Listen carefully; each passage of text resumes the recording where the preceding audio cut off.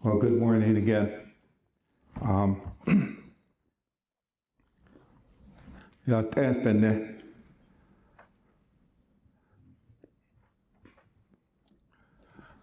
Oh, I've been on a run.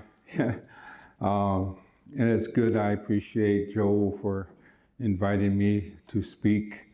I live about 2 hours away in a place called Debs, Minnesota. Debs, D-E-B-S, named after some socialists or communists, or they say it's a little community that was settled, a combination of some settlers and hippies. Yeah, it's about 30 miles northwest of Bemidji, right south of Red Lake Nation borderline. Anyway, it's good to be here, and to talk about this topic of rights of Mother Earth, rights of nature. It's a very important concept. I was just talking to some of the people here at this table. One of them is going to be a speaker. And it's something that we need to have more discussion on, definitely. I'm going to open up here with the song. I'm on both sides of corn pollen and tobacco, you could say. I'm both the Navajo and Dakota. And this is one of our Dakota songs. I'm going to sing it right now and kind of start out. It's a song my grandpa Pete Catchis taught me, Pete Catchis Sr. And he says this song is about over 1,000 years old and passed on. And it's an appropriate song as we're on this quest to steady our relationship to the sacredness of Unchimaka, Inamaka, Mother Earth, Grandmother Earth. It's a song that reminds us of our humility and our humbleness as we're on this quest throughout our lifetime to strengthen that relationship, especially in these modern times. And as we cast out our thoughts, our prayer to the Great Spirit, the Great Mystery. And I feel we all as human beings, as Ikchewichashta, common people, that we all have something inside that we want to be recognized by the Creator. We want to be recognized as we're going through all these different isms. We want to be recognized to appreciate that our prayer is being listened to, answered. That's what this song, part of it is about that. The other song reminds us of our position as human beings, to always remember that the Great Spirit is there and gives us life.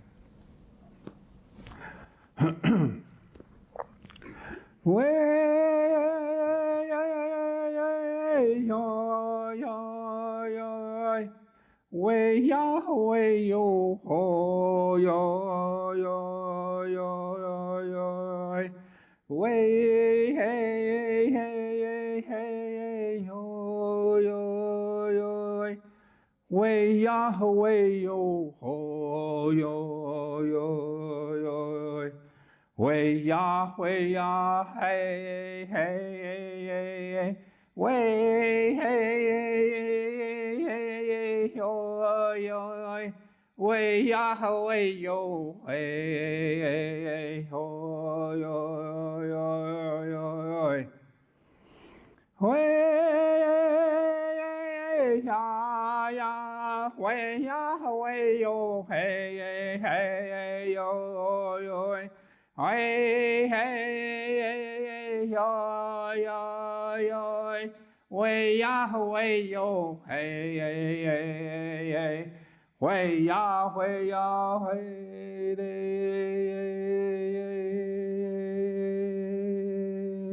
way,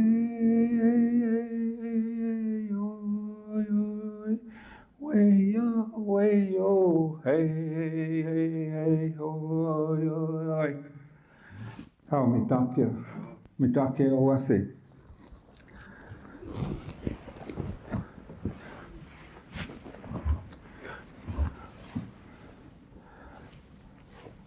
I have some notes that I put together. I'm finding these days I'm gonna have to take some notes.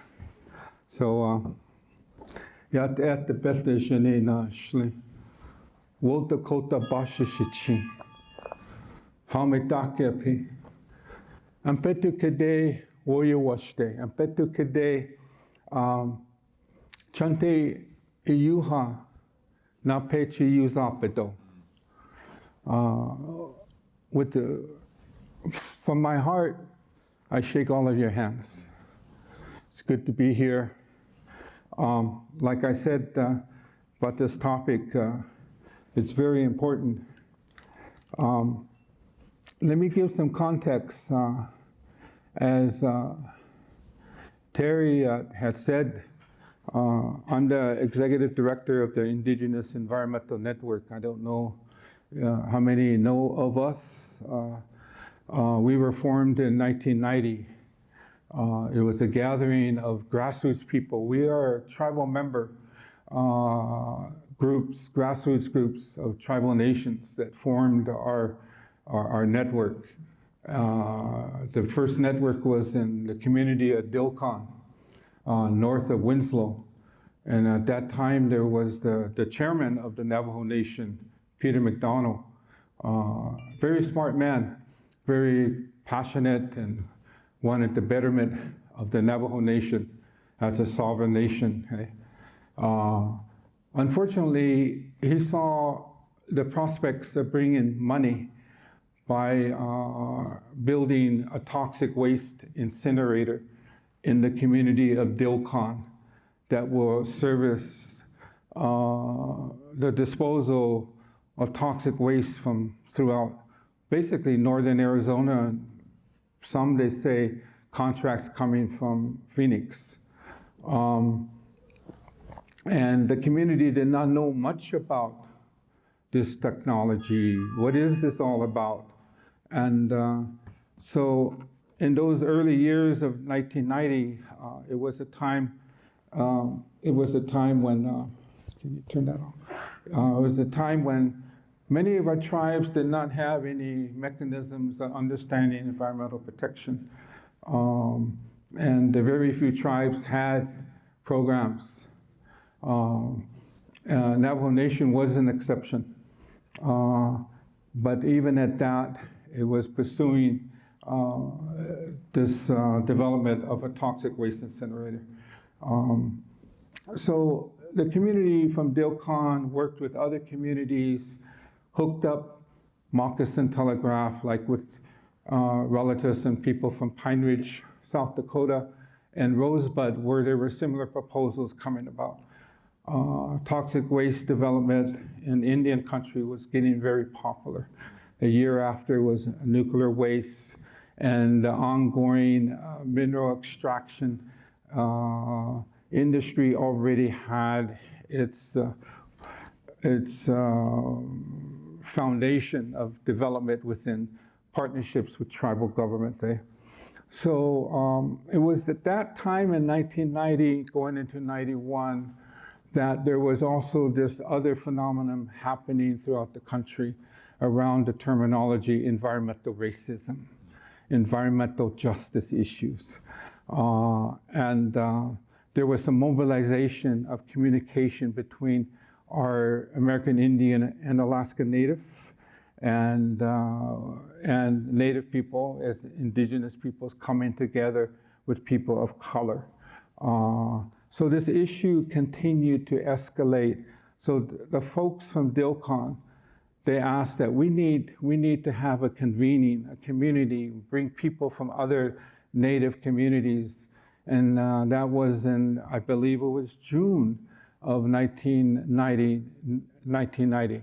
It was a convening. I wasn't there, but that was the first meeting and the formation later of Indigenous Environmental Network. There was a need expressed by another convening in 1991 in Bear Butte, South Dakota. And in 92, there was another one along the Columbia River between Yakima and Nation and some of the Warm Springs people. And that highlighted nuclear waste from Hanford up there in Washington. So these annual meetings started to grow with people coming together saying we need to do something around environmental protection and environmental health. Out of that came the Indigenous Environmental Network. Back then in 91, I had just taken a job with Red Lake. I became their environmental coordinator. $31,000 grant. To close up, to address solid waste, 3 landfills. And that was a time when new laws were coming down from Washington, D.C., on new landfill standards. And a lot of rural areas of this country, including our tribes, did not have the infrastructure to really address this issue. It was just backyard dumping, burning the trash, and this trash was a lot different than it was in the 50s or the 60s, even 70s. A lot of oven cleaners, different, highly toxic materials being burnt in barrels, 55-gallon barrels up here. You may remember those of you from White Earth, Red Lake, Leech Lake, a lot of the Ojibwe and our Dakota communities in southern Minnesota, as well as North Dakota and South Dakota. I'm not going to go too much into this, but laying the foundation of what gives the context as we continue to grow and develop as a network and hiring staff by 1996 to address this issue and continue to address the need for this government to protect our communities and to undo racism, but also address its fiduciary responsibilities. We found that 1/10 of 1% of EPA budget was going to Indian country and EPA funding. So it was a time that the IEN, as it formed, we testified that this government needed to take action and start to fund the development of planning for environmental protection in Indian country, especially in Alaska. I wanted to say that because that gives some context to the need to always look for alternatives, other mechanisms to protect our land. Environmental protection laws and the standards that were developed, they're okay, they're good. We need to always stay involved. If we're not at the table of environmental protection in this country, then we're the menu. We are the menu, especially the role of the private industry, the polluters, and how they're always lobbying EPA on laws. We saw the effect of that under the Trump administration, watering down environmental protection. So woven into this was a principle, well, more than a principle. It was a platform left by elders that formed our network. Many were traditional people and from different tribes that came together, the grassroots around these issues of mining, toxic waste, nuke, deforestation, toxic contamination, a lot of traditional people. And many believed in, number one, language, and said that we need to have a network that encourages language restoration. We need to have a network that recognizes the foundation of our spiritual relationship to the sacredness of Mother Earth. There was a lot of debate on how to frame traditional knowledge. And you can read literature, indigenous ecological knowledge. And, we landed on using traditional indigenous knowledge. That encompasses everything, including ecological knowledge. But they stressed the importance of our traditions and our knowledge. And rooted in that are not only the philosophy and the values and the teachings, but also that's the foundation on how we organize. That we always have to make sure we're respecting the original instructions that were given to us. And we recognize the diversity in Indian country. We have different genesis, for an example, different emergence on how we come to be. Very important in understanding who we are. We all know that. So how do we continue to talk about traditional knowledge? And that's always been a challenge. We can go to an EPA hearing, we can go to this or that, but there's who's listening, who is actually taking notes and taking it back to central office in Washington, D.C., and saying we need to incorporate a way to recognize the traditional knowledge of the Native people, the indigenous peoples of this country, especially when it comes to different mechanisms such as the government making sure that the procedures of the National Environmental Policy Act, NEPA, is followed. Federal agencies have to apply that when NEPA is required in some decision making back home here on the reses. But if the people who are designing the scoping of what they're going to study in making a decision, pipelines, mining, fossil fuel development, what is the process? And that's still in question, that some tribes still have to litigate, such as Standing Rock, on the issue that came up with Dakota Access Pipeline back in 2016 and the early part of 2017, when they did not feel the Army Corps fulfilled everything that they were asking for in assessment under NEPA, but also assessment focusing on the importance of cultural resources. A friend of mine ran the program out there, and the previous one before him, of just not ever able to, at that point, of providing adequate assessment of impact to their sacred sites, to the historical sites, things that were part of oral history along the corridor of the pipeline, proposed pipeline. So those issues keep coming up, is how do we make assurance that we're protecting those areas that are very special to us as Native people, as Indigenous people, sacred sites, sacred areas.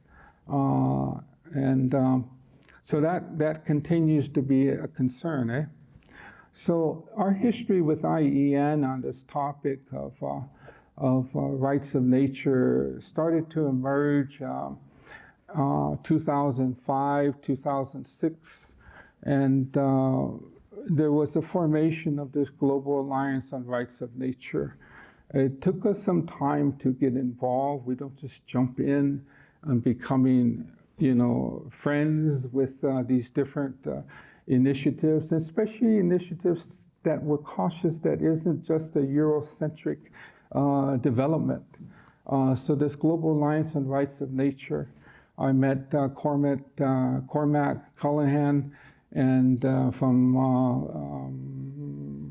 South Africa, and white dude, descended from people that came from Europe, but he's lived there. He's an environmental lawyer. I appreciated his editing of a publication on wild law, and he collected different essays from different folks that were writing about this, and yeah, help me out on that. And one of the articles was written by an African person that identifies as tribal indigenous, a lawyer, and wrote a book about the connection with the wild law, the rights of nature idea, with customary rights. I really appreciated that. So it took us some time to decide to take part in the Global Alliance on Rights of Nature. And that's a discussion I'm willing to share, today at appropriate time. That's a long discussion. There weren't many indigenous peoples involved with this global alliance. It was headquartered still to this day in Quito, in Ecuador. I did meet some of the indigenous brothers and sisters from Ecuador who, were already involved. I was surprised. A friend of mine, Marlon Santi, from the Sariaku peoples in the Amazon of Ecuador, was already involved. He's been working in his law degree. And I remember something he said is that there's no difference. And this has been the foundation of some of our analysis of how we need to be involved with this global movement, national movement. He said there's no difference from the rights of nature and the rights of the Sariaku people. They're one and the same. So why is it then when I look from a global perspective, there is differences on how it's applied? There are differences. And how do we address that with this Global Alliance on Rights of Nature, who has some founders' mentality, very Eurocentric. And one could say, well, they don't know enough about indigenous peoples and the importance of lifting up and advocating for the rights of indigenous peoples to their lands as part of their movement on the rights of nature. And definitely, yes, in Ecuador, they did legislate law on rights of nature. And one of the critical moments in global recognition from some world leaders and national and NGOs and non-governmental organizations. And was this convening by Evo Morales, the president of Bolivia at the time, April 2010. And he called for a world meeting on the rights of Mother Earth and climate, coming out of the 2009 Conference of the Parties of the UN Framework Convention on Climate Change, where I was present with a Native delegation, as well as an indigenous delegation from the South. Out of that meeting came this declaration, International Declaration on the Rights of Mother Earth. You can Google search it. That's been the foundation of what I've been operating from, especially in the formation of these tribunals that are charging violations by corporations, by extractive industry, a violation of this declaration. So I've been involved with numerous tribunals as a tribunal judge, calling attention to this major issue. But it did not relieve the concern that I was having on how to strengthen this movement to recognize the rights. Back in a couple of years later, I took part in a delegation along with Casey Camp and some other folks. We went to New Zealand, to Aotearoa, and it was a way to steady this very popular decision on the government of New Zealand recognizing the legal personality of the river. Anyone know what the name of that river is? Yes, yes. And I think that's where we went. We went to the local iwi, the nation, the headquarters, where these are the people responsible for that agreement. And we had ceremony there. It was interesting as I talked to people there on how they felt that the rights of nature is being misrepresented as something that's coming from them, the Maori, the iwi, and instead they said it came with part of a settlement, a treaty of Waitangi settlement process. And this is where the Crown does not recognize the legal personality of the iwi, the peoples themselves. They're concerned that, this hasn't given them any additional jurisdictional authority. They've been fighting for their Maori rights for decades.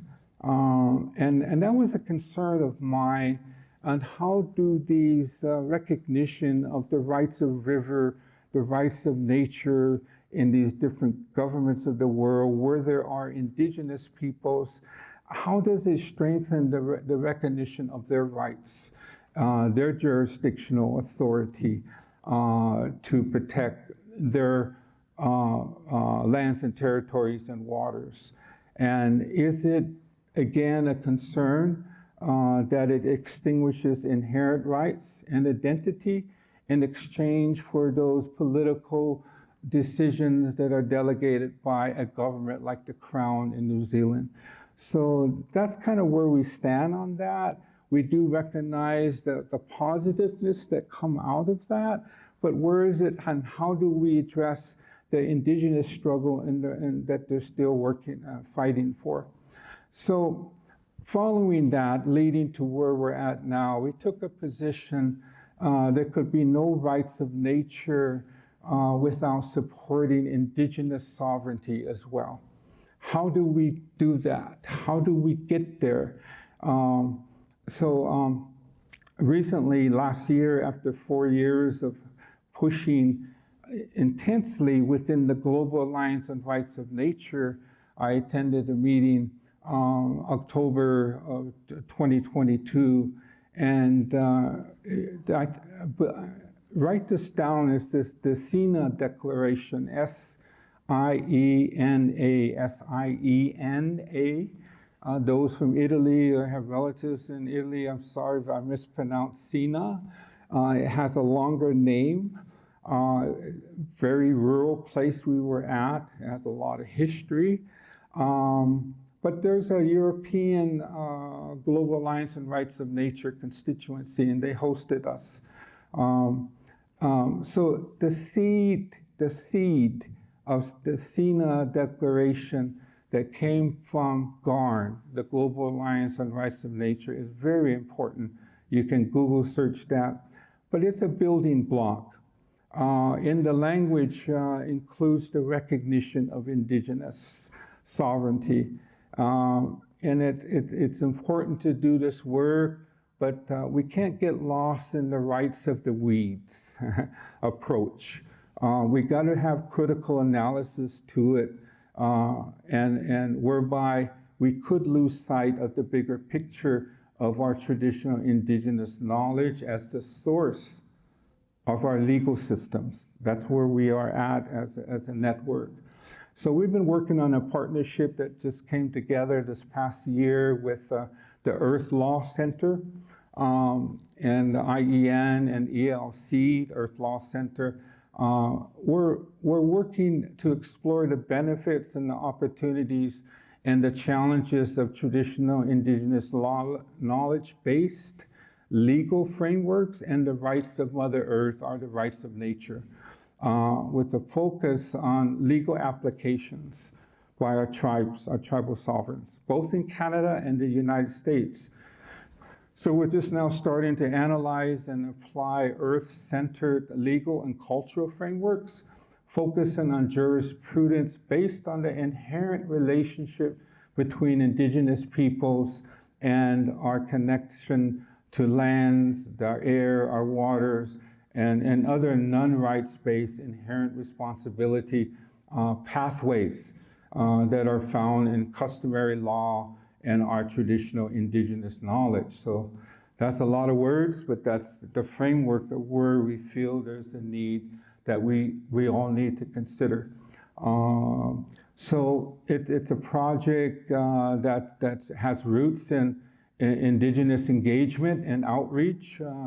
We've been doing a tour, started last year in the United States and Canada, talking with folks like Ron Lehman, who's been really involved globally from his own Beaver Lake Cree people as a leader there, looking at rights and going globally. He was part of the drafting of the Declaration on the Rights of Indigenous Peoples. Ron Lehman is a critical thinker. So folks like that and many others. Chili Yazzie from around Shiprock area has been engaged. He's also a member of the International Indian Treaty Council.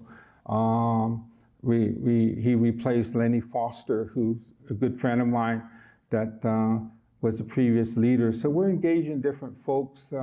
Josephine McDormand is an elder Anishinaabe woman that passed away a couple of years ago. She's walked around every one of the Great Lakes, a very deep critical thinker. I met her at an Anishinaabe Medewan ceremony, the Three Fires in Wisconsin. And she's very well respected in that arena. But we've talked a lot about this rights of nature, rights of Mother Earth. And Eddie Benton Benes, who's the leader there, came to one of our meetings we hosted at Haskell in 2007, 2008, where we had a discussion on this topic, bringing in again different people. So it's been very, very inspiring to talk to the traditional knowledge holders about how do we address this. And one thing that's come up consistently of what encourages me to stay involved with this is that there's prophecies of some of our indigenous peoples, our nations, that talked about a future where these people that have come to our lands, the settlers, to where they're going to be coming full circle and understanding what we've always been talking about the relationship to Mother Earth and how important that is. And in our ceremonies there was confirmation that it's good to work with these people, the Global Alliance on the Rights of Nature, talk to them about this. It's kind of been in my observation, many of them are not familiar with really who we are. They have another viewpoint that they've learned through colonization. So understanding that many of us have our own Genesis stories, that we have a very complex, very deep relationship with Mother Earth, Unchimaka, Grandmother Earth, but also Father Sky, that is ingrained into a language that's hard to talk about to a non-Indigenous speaker. Our language is very important in this. So this project we have is going to explore and identify the overlaps and potential synergies between movements for Indigenous sovereignty and Earth-centered legal paradigms, including this rights of Mother Earth, rights of nature. So as I talk about this, I keep coming back to the importance that we have an inherent relationship to the land, to the water, to the air we breathe. We have an inherent relationship to all the animal nation, birds, plants, fish, insects. Many of us understand that. It's a relationship that's inherent. So it's built into our treaty rights. It's built into this identification that we feel we should uplift more is our Indigenous jurisprudence. our indigenous jurisprudence. What are our laws? And how do we implement our laws? We know that we try to do that. We participate in these hearings on line 3, and it's like the system, I call the matrix system, doesn't want to recognize those interventions that we send our representatives from different tribes, our attorneys, and what happened to the movement on the rights of Menomen, this medicine food, the sacred food. What happened to that? And would the state of Minnesota, would the local county recognize it? Would our own internal mechanisms within our nations recognize it? So where is it that we need to focus and have critical analysis on where we need to better communicate? So back to inherent relationship jurisprudence, IRJ. You're going to probably see more of that when we're going to write about this. So in our own indigenous legal system. So we know that there's some limitations to the rights of nature as a global movement. It does advocate for those nation states to recognize that nature has inherent rights, especially in the global south. Forests are the right to thrive. The forests have a right to thrive. Our rivers have personalities. In our years of working on environmental justice issues, it reminds me that people have told us corporations have their rights are recognized, their corporate personalities are recognized by the system. I said, whoa. So, talking about responsibility to nature, and how do we do that? How do we go about? I think that's something we need to continue to explore. Ecuador, the countries of Ecuador, Bangladesh, Canada, Colombia, Mexico have recognized different aspects and versions of the rights of nature in some form. Yes. Chile just recently, I think, announced they're going to be developing congressional legislation on rights of nature. But back to what I said earlier, some of the challenges that I see when we got involved with environmental protection, we always are dealing with the corporations, and they have special rights. What are those rights? Especially when we look at the environmental laws that are protecting property rights. Property rights. Again, now when I start to look at that, property rights, and our indigenous concept of our relationship to that sacredness of Mother Earth and Father Sky, we don't look at the earth as property. We don't look at the land as property. That's one of the differences that came in at the very beginning of colonization. And now we're confronted now of all things, financialization of nature mechanisms, carbon trading, carbon offsets, cap and trade,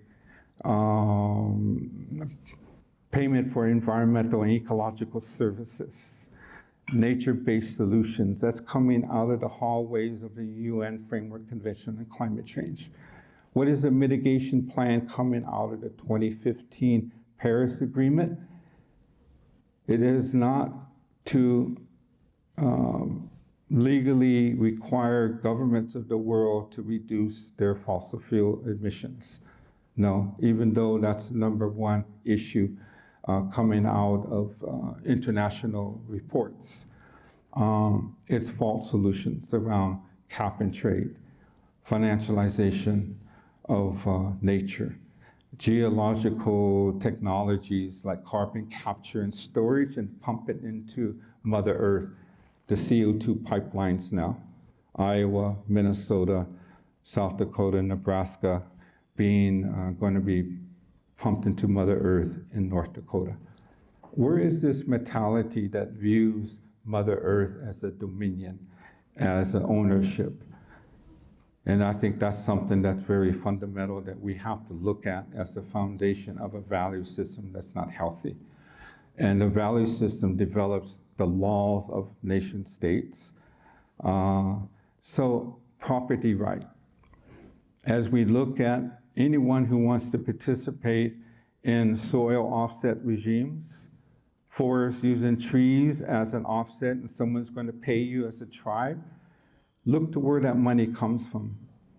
It doesn't come from public money, it comes from Exxon, the polluters. It gives them a green wash. Then they say, I'm offsetting, I'm going carbon neutral by investing in the sequestration of carbon on a tribe or trees on a tribe. It's not a real solution. So, but in order to bring carbon into a market system, like Wall Street, you got, and treat it as a commodity, you got to determine whose property right that is then. It's a form of privatization and commodification. Is that something that gels with our traditional knowledge? Is that something that we can participate in?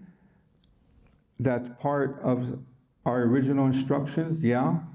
We could buy and sell carbon, the air. It's okay. Many of the spiritual leaders that I've talked to know it's a violation of the sacred. Violation of the sacred. So if we want to participate in this system, how do we how do we reconcile that with ourselves? And that's happening really widely, both in the North and the South, especially in the South with Indigenous people. So this movement on treating nature, Mother Earth, that she has rights, she has a voice, rivers, trees, nature. Now there's a conundrum emerging to where the large NGOs like the Nature Conservancy and the World Bank and other financial mechanisms, they're starting to express some caution around governments and non-governmental organizations advocating for rights of nature, because now there is some dialogue around if someone embraces the rights of nature, does that also condone the selling of nature in a market system? So for IEN, we've been advocating the contradictions more in these global and national meetings, because our people need to know. So as we looked at environmental laws, yes, and we study how those laws are being utilized and how effective they are with our tribes and how we can use them. Now we have to also ask those questions and more questions on the rights of nature movement. And so we're, by contrast, the rights of nature acknowledges the inherent value of nature and seeks to harmonize that human-created legal system with nature's own laws and recognizes the sacred connection between humans and environment. So that's basically the language that they are saying. But how do we then develop our own laws around that? The Nez Perce tribe is exploring this. The Yurok have already developed some language around the recognition of the personality of the Klamath River. And my sister, Casey Camp, had gotten her tribal government to pass a constitution language on the recognition of not only the rights of the river, but the rights of nature. I know the Ho-Chunks have been working on something, again, like I mentioned, a constitution amendment. But the notion of rights is something, quote unquote, that always comes up with me. And how does it fully embody that relationship I've been talking about between our peoples, our ceremonies, our language, that relationship, that inherent relationship with the spirit of that plant, that medicine plant. Syncope tawote, or what they call that root? You chew that root. Bitterroot is a medicine. It's a medicine. Syncope tawote, the food of the muskrat. That grows around here. So when you go and get that medicine, you have to offer a prayer. You're talking to the medicine. You're trying to find maybe where the elder of the crop of the medicine is, and you make an offering. You give something of yourself. You talk to that medicine asking permission. That's part of the nature of the protocols on how we have been taught on how to be respectful, our duties and our responsibilities to the nature of that medicine. So how do we convey how we are and how we have protocols with the recognition of a rights-based language now that recognizes that relationship? I don't want to miss the mark with this opportunity. And is it an opportunity?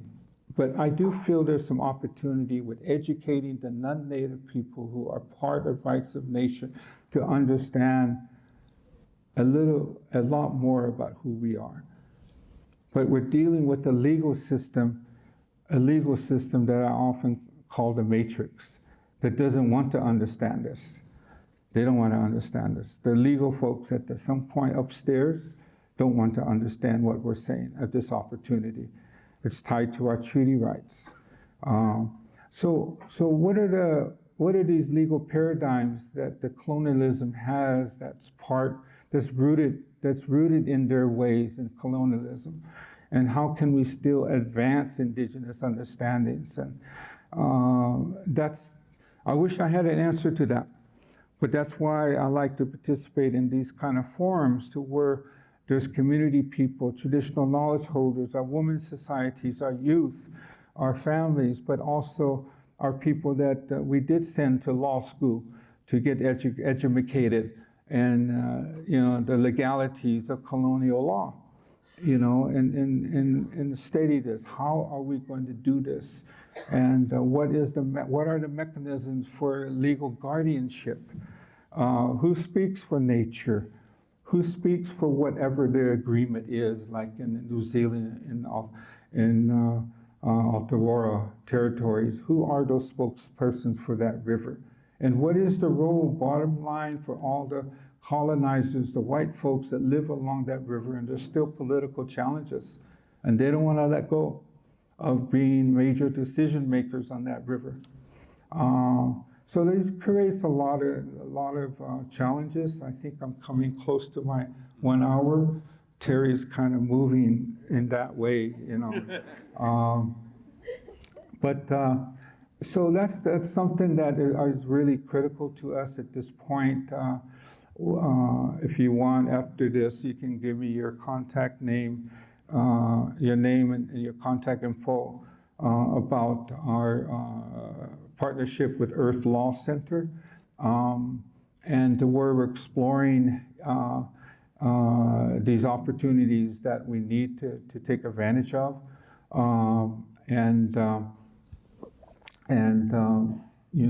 looking at how to place our inherent relationship into this dominant society framework, and how do we equitably sit besides the rights of nature, and or do they have to sit next to us?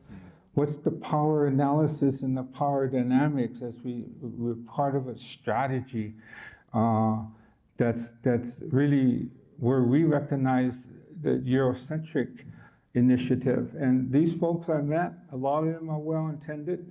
My last comment is that I've talked to some of the people from the Haudenosaunee Confederacy, the Iroquois Confederacy, about some of these things. And they talked about the two-row wampum analogy, that they also dwelt with this long time ago, is that they say the colonizers have their own boat. They have their own way that they go in their boat. We have our own boats. We have our canoes. And we're going in the same river. But we're not in each other's boats. We're separate. But we have agreements on how we're going to work together. So that's something that, Howard Thompson is someone that has been coming to the UN climate meetings, and he's the one that said that, and to share that maybe we don't need to be in their boat, But we need to have a boat to where we are steady in this, and we're going to reach solutions, and we're going to respect the diversity of the nations ourselves. Canada and U.S. have different structures. But I think I'm very positive. And again, our initiative is to do a tour of different, visiting different leadership in the U.S. and Canada, which we started last year. We're going to start picking 10 communities we're going to work with to go deeper on this, and how we can work together as Indigenous peoples around this rights of nature, rights of Mother Earth movement. I'm not taking credit, but we were one of the ones who said to the rights of nature that you should also embrace rights of Mother Earth, rights of Mother Earth. Many of our people don't have a word for nature. That came up with the Siriyaku and the Sakura people. When I was in Ecuador, they said, in our language, we don't have a word for nature.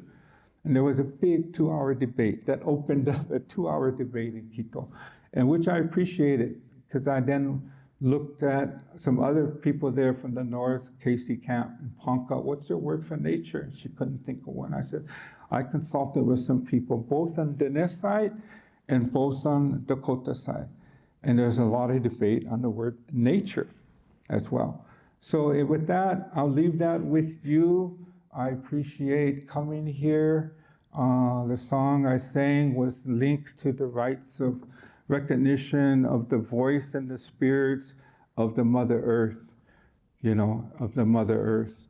And we don't have a word for rights, but it does recognize the spirit. If there was the Army Corps that recognized the importance of talking to the Missouri River, to the right, not the rights, but the voice of that river, and if the Army Corps had a mechanism to understand their duties and their responsibilities to respect the spirit and the voice of that river, we would not have had that whole throwdown out there on DAPL. Same with here, same with here on Line 3. And so there's a lot that we need to do. The opportunities there, and there's people willing to work with us on this. Thank you. Dr. Yawase.